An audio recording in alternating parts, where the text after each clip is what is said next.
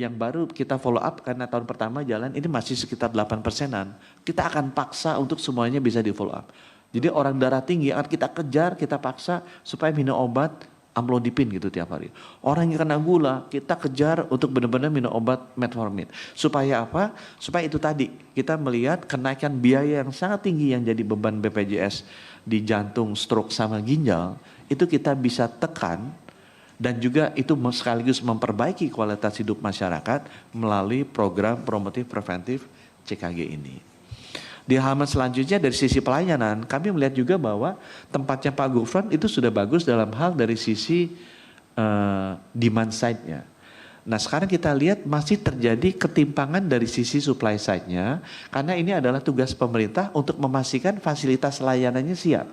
Karena kalau BPJS-nya semua udah bayar, tapi dia ke puskesmasnya nggak ada. Atau puskesmasnya tidak lengkap alat-alatnya, sama saja klaimnya tidak terjadi, bukan karena klaim tidak terjadi, karena memang fasilitasnya kurang lengkap. Itu sebabnya Kemenkes dalam 3 tahun ke depan akan sangat agresif untuk meningkatkan kualitas layanan ini. Kalau ada kenaikan bukan berarti banyak yang sakit. Orang yang tadinya sakit tidak terlayani, sekarang akan menjadi terlayani, dan kita harapkan coba halaman 12 tadi, halaman 12, ini akan lebih merata. Ya, ini adalah dari sisi pelayanan FKTP, layanan primer kita lihat Kalimantan Selatan, Maluku, Nusa Tenggara, Papua itu masih rendah sekali. Kita akan fokus ke sana untuk memperkuat layanan primer. Kemudian layanan sekundernya ini lebih timpang lagi Bapak Ibu. Halaman selanjutnya. Jadi kalau ke rumah sakit, next slide, bisa next slide, next slide, ini ya, nah ini ya, nah kita bisa lihat bahwa layanan rumah sakitnya tuh jauh tertinggal sekali ya, gapnya tuh masih sangat tinggi antara Jogja, Bali dengan even Sumatera Selatan ya, Kalimantan, Sulawesi Tenggara itu tertinggal sekali. Nah itu yang sekarang nanti akan kita tingkatkan dengan distribusi mamografi, CT scan, cath lab, kemudian kemoterapi, hemodialisa ke seluruh daerah agar ketimpangan ini bisa kita kurangi. Ya.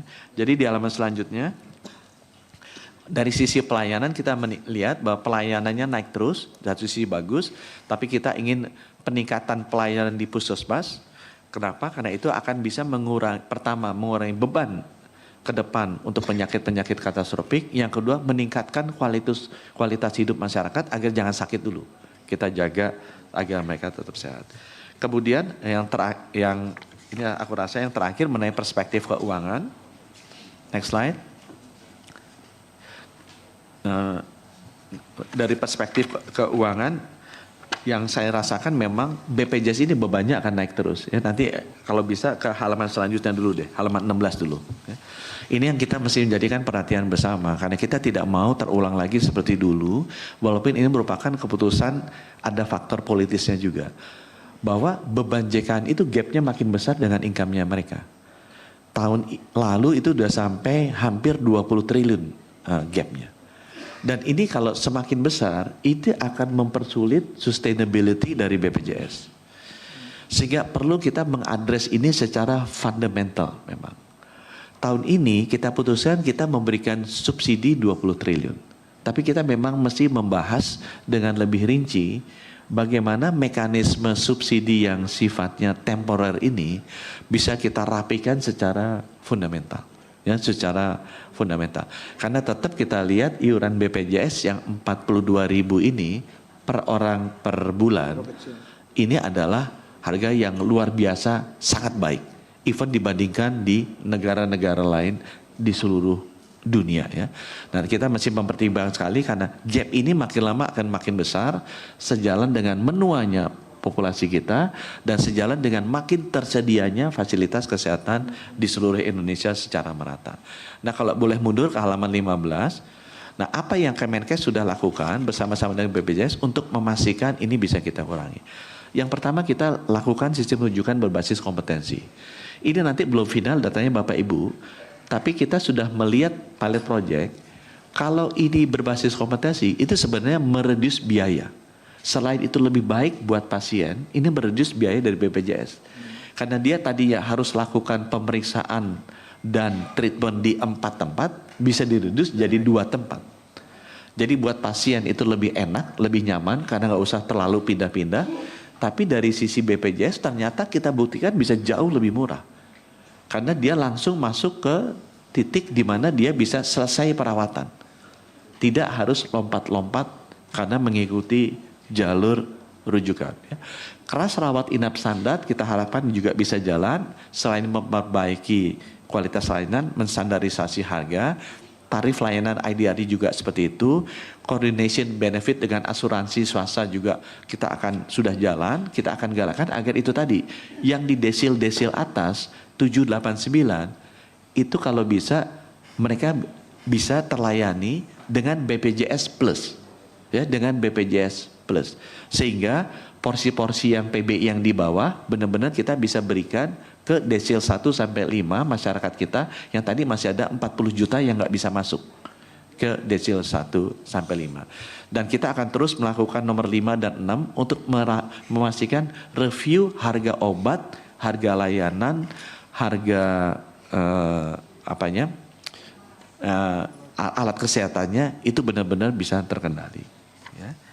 Di halaman 17 kalau saya boleh kesimpulannya, jadi ini yang terakhir Pak, dari sisi keuangan kita melihat bahwa begitu aksesnya dibuka, masyarakat bisa mengakses layanan, terutama yang daerah timur yang sebelumnya tidak ada, itu nanti pasti akan meningkatkan biaya. Nah biaya itu kita sudah lihat gapnya semakin besar. Nah itu yang harus segera kita address.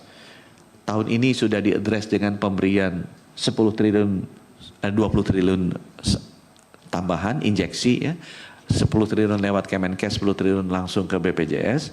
Tapi kita tahu harus ada yang lebih struktural yang kita lakukan karena kalau tidak itu akan membuat gapnya nanti semakin lama semakin besar ya. Dari kami mungkin demikian Bapak Ibu, terima kasih. Wassalamualaikum warahmatullahi wabarakatuh. Waalaikumsalam. Gimana? Silakan Pak. Kan tadi disepakati kalau Pak Menteri selesai karena Pak Menteri ada kegiatan kita boleh merespon kan. Iya. Menurut saya waktu efektifnya mumpung ada Pak Menteri ya pertama saya merespon dulu. Pak Menteri, jadi kemarahan publik itu wajar Pak. Pemerintah saja nggak sinkron soal data. Saya kutip terakhir ya Pak ya dari Mensos ini ya. 54 juta orang miskin tidak menerima PBI, ini Mensos yang ngomong. Yang kedua, 15 juta orang mampu menerima PBI. Sementara saat ini 11 juta dinonaktifkan. Ini gimana enggak gaduh Pak. Menteri Keuangan, 41% penerima PBI tidak layak. Semerawutnya data ini menjadi pemicu dan itu ada di hulu, bukan ada di Bapak Ibu sekalian yang ada di sini. Saya sepakat itu, bukan di layanan BPJS Kesehatan, bukan di Pak Menteri Kesehatan. Jadi sebetulnya kalau hari ini mau diselesaikan secara utuh ya BPS, Kemensos, Kemenkyu, Mendagri itu yang tanggung jawab. Ini loh Pak sumber kegaduhan Pak, dan ini dari dulu nggak pernah selesai. 2021 Pak, rapat sampai subuh di Komisi 9, waktu itu 27 juta kita minta cleansing. 2021, jadi komitmen Komisi 9 ini ngawal JKN ini nggak main-main. 2025 kemarin 7,2 juta data di nonaktifkan gaduh, sekarang tambah lagi 11 juta. Gimana enggak gaduh Pak? Dan ini menyangkut orang miskin, Bapak Ibu harus tahu, orang miskin itu konstitusinya jelas. Undang-Undang Dasar mengatakan bahwa kesehatan hak rakyat semua harus memperoleh akses. Yang kedua, seluruh penduduk wajib menjadi peserta BPJS. Yang ketiga, orang miskin ditanggung negara. Jadi yang kita bicarakan hari ini menyangkut orang miskin, jangan main-main. Pak Edi. Oke, saya clear dulu ini.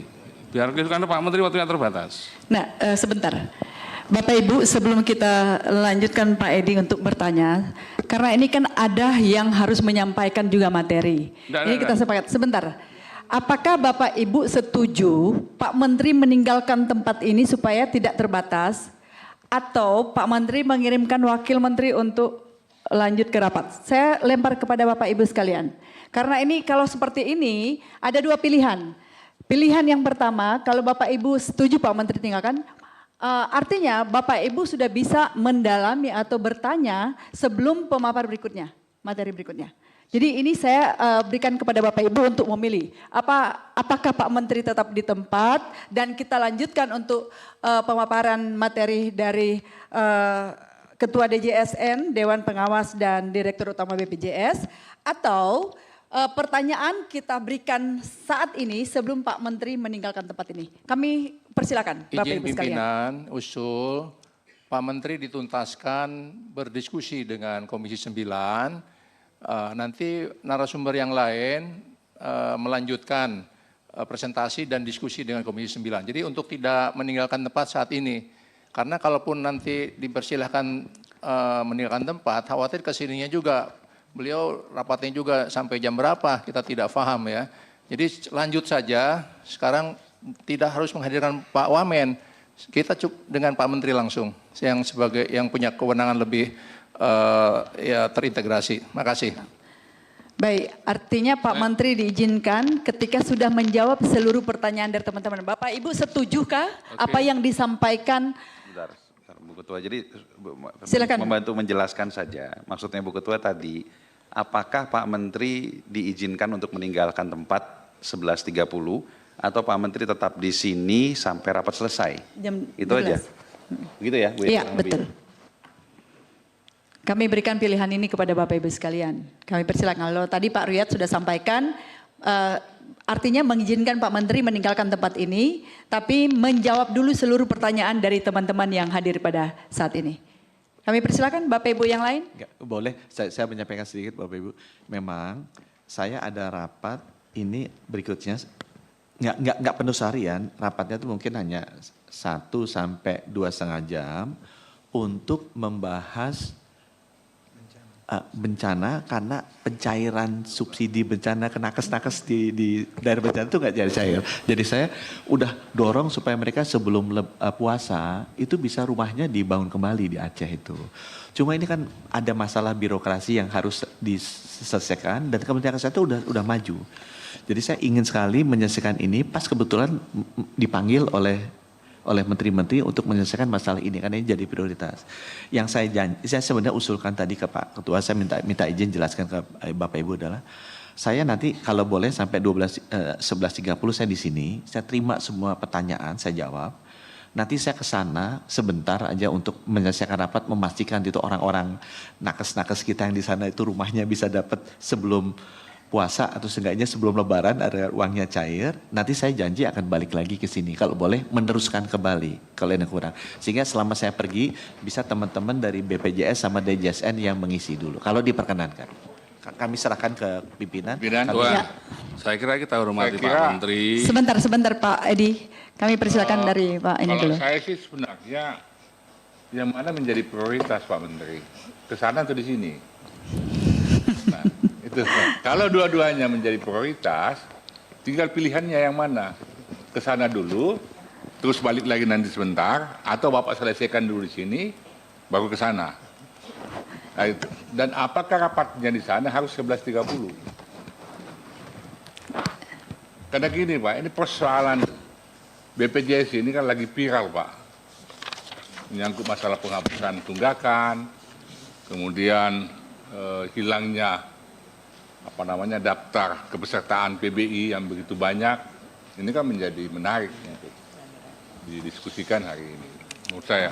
Ketua izin. Baik, terima kasih Pak Kahfi. Silakan Pak. Sebentar. Terima kasih Bu Ketua. Ini bagi-bagi tugas. Pak Menteri memang harus mencairkan anggaran yang di bencana. Ini penting. Namun demikian kalau tugasnya diserahkan kepada Pak Wamen, seluruhnya tanggung jawab Pak Wamen, monggo saja. Karena ada Wamen kan juga fungsinya kan kalau Pak Menteri tidak ada, yang ganti kan Pak Wamen. Nah, jadi dibagi kalau memang itu saja. Ya, jadi daripada kita monggo saja. Jadi di sana juga penting Nanti kalau kita yang disuruh nunggu di sini malah lebih baik ada Pak Wamen kan bisa Pak Wamen nanti mengambil apa yang disampaikan oleh Pak Menteri. Hal ini. Izin pimpinan. Silakan Ibu Neti. Ya, menurut saya kalau kita melihat penjelasan Pak Menteri, urusan pencairan dana untuk nakes kita di daerah bencana ini menurut saya urgent ya, apalagi sudah menghadirkan pihak lain. Tawaran Pak Menteri menurut saya ini cukup moderat bahwa setelah selesai rapat di sana beliau kembali lagi ke sini. Ya. Dan memang nggak bisa diwakilkan untuk urusan data ini ya, karena ini menjadi kewenangan Pak Menteri. Seperti itu mungkin Ibu Ketua. Pertanyaannya, apakah kita mau skors dulu atau seperti apa? Atau kita mendengarkan dulu seluruhnya? Dan karena Pak Menteri sampaikan bisa 2 jam sampai 2,5 jam. Tadi sudah disampaikan oleh Pak Asabul bahwa memang harus memilih mana yang penting di antara yang terpenting. Oke, silakan. Bu Ketua, mungkin pertanyaan saya ke Pak Menteri ya. Apakah kegiatan di tempat lain itu kan sebenarnya koordinasi internal pemerintah ya Pak? Apakah bisa diwakilkan ke Wakil Menteri untuk hadir di sana sehingga Pak Menteri tetap bisa hadir di sini? Karena ini kan rapat lintas lembaga Pak di sini. Mohon maaf ya kalau ya lembaga ini kan setingkat presiden ya secara kolektif ya. Jadi seharusnya kalau menurut saya seharusnya Bapak mungkin prioritasnya ada di sini. Tapi kembali lagi ini penilaian dari Pak Menteri sendirilah. Apakah rapat koordinasi internal pemerintah di sana bisa diwakilkan ke Pak Wamen atau bisa hadir sendiri? Kalau bisa hadir, kalau harus hadir sendiri ya silakan Bu Ketua. Apakah kita putuskan untuk diskors dulu atau seperti apa? Makasih. Ya. Bu Putih silakan. Ya, silakan Pak Menteri mungkin jawab dulu sebelum saya ambil keputusan. Ya, memang saya akan menghargai dan ikut keputusan dari Bapak Ibu ya, karena ini kan sudah waktunya memang dianggap Bapak Ibu. Memang yang saya sangat khawatir untuk yang Aceh ini Bapak Ibu. Saya tuh udah datang ke sana mungkin 8 kali melihat kondisinya sangat parah dan nakes-nakes ini kita udah perbaiki rumah sakit puskesmasnya. Minggu depan malah mau di akhir minggu ini mau diresmikan tuh puskesmas sudah hilang. Tapi semua nakes tuh mengeluh ke saya karena mereka nggak jadi itu subsidi buat rumahnya. Dan ya Bapak Ibu mungkin paham, memang butuh dorongan yang sangat luar biasa agar 10.000 nakes ini benar-benar mendapatkan haknya. Dan saya ngelihat ini nih mentoknya tuh ya biasa lah, tidak ada kesulitan-kesulitan di dalam. Nah mumpung sekarang dipanggil sama Pak Tito, dikumpulin semua menteri-menteri terkait agar menyelesaikan, saya melihat ini opportunity untuk dorong.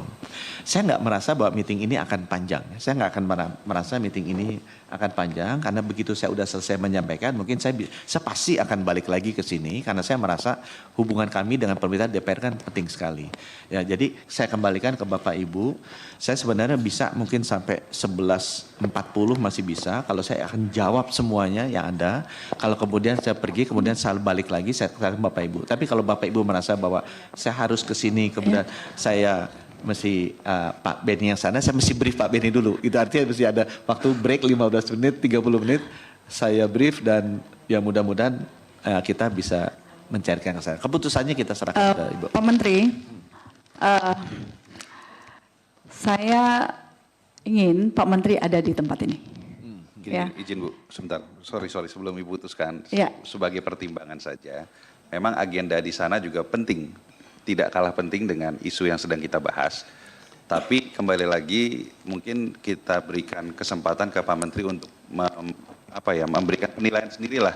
Apakah Bapak bisa ketika Bapak memberikan penugasan bisa menyelesaikan permasalahan sana atau tidak, atau bisa hadir sendiri. Itu aja sih Bu. Ya, kalau jadi tidak, memang sama-sama penting nih, ya. kita serahkan ke Pak Menteri juga. Karena ada tamu yang lain Pak Menteri. Ini kan rapat bukan dengan Kementerian Kesehatan sendiri. Ada yang lain gitu.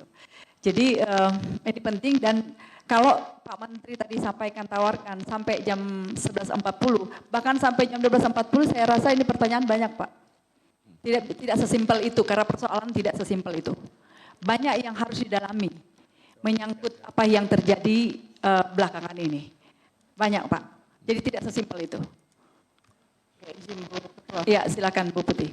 Ya, ini kan sebenarnya ya sama-sama penting lah kalau kita melihat tadi apa yang sudah disampaikan oleh Pak Menteri. Ini kenapa suaranya begini ya?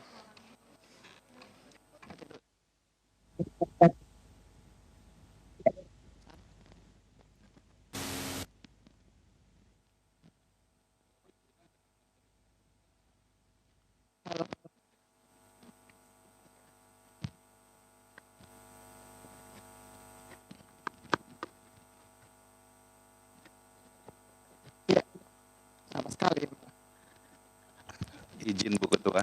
Oh sorry, silakan Bu dulu. Suaranya nggak ada ini. Ya, prinsipnya gini. Jadi ini kan karena juga ada mitranya juga cukup banyak. Dan kita memang sangat memerlukan kehadiran Pak Menteri di forum ini, ya. Karena ada beberapa hal yang saya kira harus dijawab langsung oleh Pak Menteri.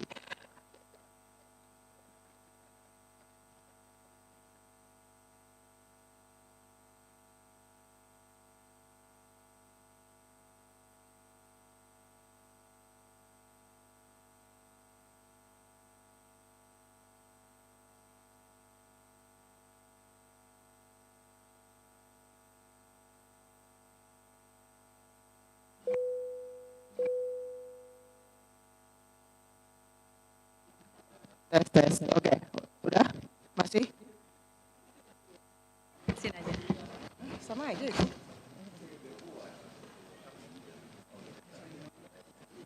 Nggak bisa ke ini.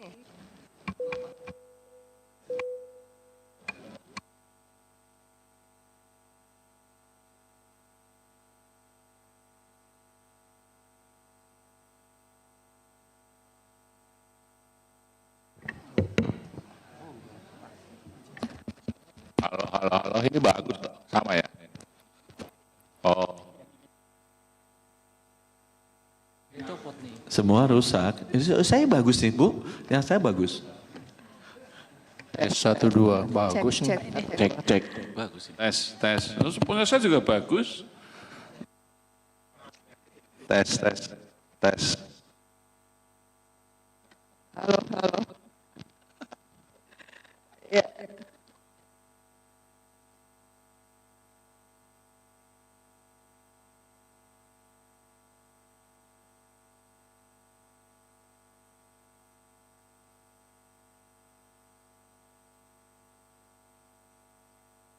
Ini memang penting semua. Yang di sana penting, di sini juga tidak kalah pentingnya.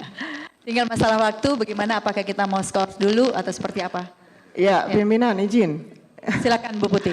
Jadi karena tadi kami sangat-sangat berkepentingan lah dengan adanya kehadiran Pak Menteri di sini agar apa yang nantinya menjadi pendalaman dari Bapak Ibu anggota ini bisa dijawab langsung oleh Pak Menteri. Intinya kan begitu. Kami ingin sebenarnya Pak Menteri hadir di dalam forum ini. Makanya saya tawarkan untuk bisa, ya ini karena memang ada BPJS, Dewas dan yang lainnya untuk bisa melakukan pemaparan terlebih dahulu. Dan untuk pendalaman pertanyaan dari Bapak Ibu anggota disampaikan pada saat Pak Menteri sudah hadir kembali ke sini. Tapi tentu kita butuh juga kepastian berapa lama Pak Menteri bisa memastikan jalannya rapat koordinasi Bapak dengan pihak terkait urusan bencana gitu. Kalau tadi Bapak bilang bisa 1 jam sampai dengan 2 jam, saya kira kita masih bisa menunggu gitu. Tapi kalau lebih dari itu ya mungkin agak repot gitu. Jadi kita selesaikan dulu mitra-mitra yang lain. Untuk sesi pertanyaan kita bisa skor Bu Ketua sampai Pak Menteri hadir begitu. Tapi tolong dipastikan bahwa maksimal 2 jam Pak Menteri sudah bisa hadir lagi ke sini. Itu jawaban, itu yang pengen kita dengar Pak Menteri. Ya, Bapak Ibu, apa yang menjadi usulan dari Bu Wakil? Apakah setuju Bapak Ibu sekalian? Ya, baik. Pak Menterinya bisa nggak jawab dulu? Tapi saya lempar kepada Pak Menteri karena kami minta waktu mungkin 2 jam. Mungkin di sana Pak Menteri bisa bicara lebih dahulu ya. 2 jam Pak Menteri sudah kembali lagi di Komisi 9. Silakan dijawab Pak Menteri untuk memastikan. Izin Ketua, jangan juga nanti Pak Menteri dianggap melarikan diri dari persoalan ini. Ini penting juga ini. Ini soalnya publik sedang menyerang pemerintah. Hati-hati. Jadi ini menurut saya penting. Kalau Pak Menteri punya keputusan itu ya harus konsekuen balik sini. Ya, silakan Pak Menteri, apa bisa dengan 2 jam? Jadi saya komit pasti akan kembali dan saya akan mengosongkan semua agenda saya sesudah ini. Jadi semua pertanyaan Bapak Ibu saya akan siapkan waktu untuk jawab. Saya baru aja ini minta agenda saya yang ini digeser. Saya nanti sambil jalan mungkin paling lambat kalau boleh biar sekarang aman. 11.24 Pak Menteri. Apa? 11.24. 11.24 jalan ke sana jam 12 mungkin sampai jam 2. Ya, kasih waktu saya jam 3 sudah duduk, sudah mulai. Terlalu lama Pak Menteri, kesian tamu yang lain. Terlalu lama untuk waktu yang Ya, lain. karena kita ada tamu yang lain. Maksudnya saya kan ibu mesti makan juga jam 12 sampai 1. Iya. Jadi 2 jamnya dihitungnya dari jam 1 gitu. Ya saya pasti akan kembali kalau saya bilang saya paling terlambat saya jam 3 udah nongkrong di sini. Kalau saya boleh. Paling telat jam 3. Setuju Bapak Ibu sekalian? Telat jam 3 udah nongkrong di Setuju sini. ya? Ya. Baik. Kalau begitu kesempatan berikutnya kami berikan kepada Ketua DJSN untuk memaparkan materinya. Kami persilakan Ketua DJSN, Pak Menteri silakan meninggalkan tempat.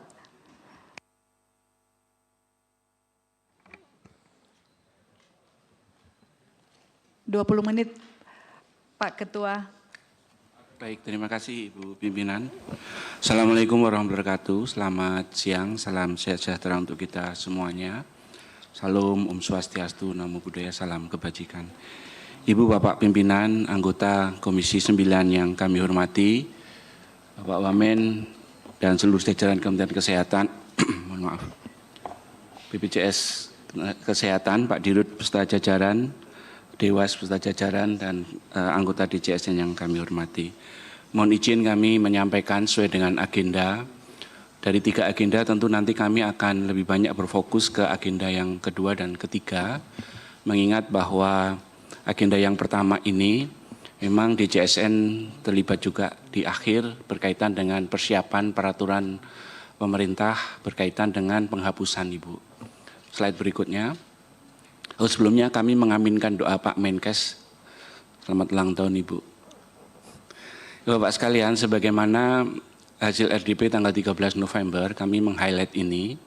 Kenapa? Karena pada saat itu Komisi 9 telah meminta kepada kami khususnya untuk bisa bersama-sama berkoordinasi dengan kementerian lembaga berkaitan dengan satu regulasi petunjuk teknis untuk penghapusan tunggakan iuran dengan prinsip memperhatikan keadilan dan juga tepat sasaran. Sedikit menambahkan apa yang disampaikan oleh Pak Menteri Kesehatan, setidaknya kita mendorong 2 hal tadi, bahwa prinsip-prinsip keadilan harus tepat sasaran, diantaranya kriteria-kriterianya berkaitan dengan ada 7 paling tidak, dari PBPU dan PB yang beralih menjadi peserta PBI Jaminan Kesehatan, PBPU dan PB yang beralih menjadi peserta PBPU dan PB yang didaftarkan oleh Pemda dan seterusnya. Peraturan sedang berproses Ibu dan tentunya nanti pada saatnya aturan ini sudah disampaikan kepada kita semuanya, kita bisa melihat proses penghapusan dan penaktifan penghapusan tunggakan iuran ini.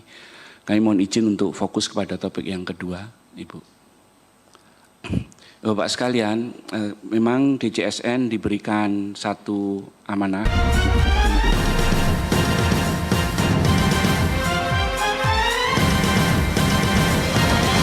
Jelajahi cara baru mendapatkan informasi. Download Metro TV Extend sekarang.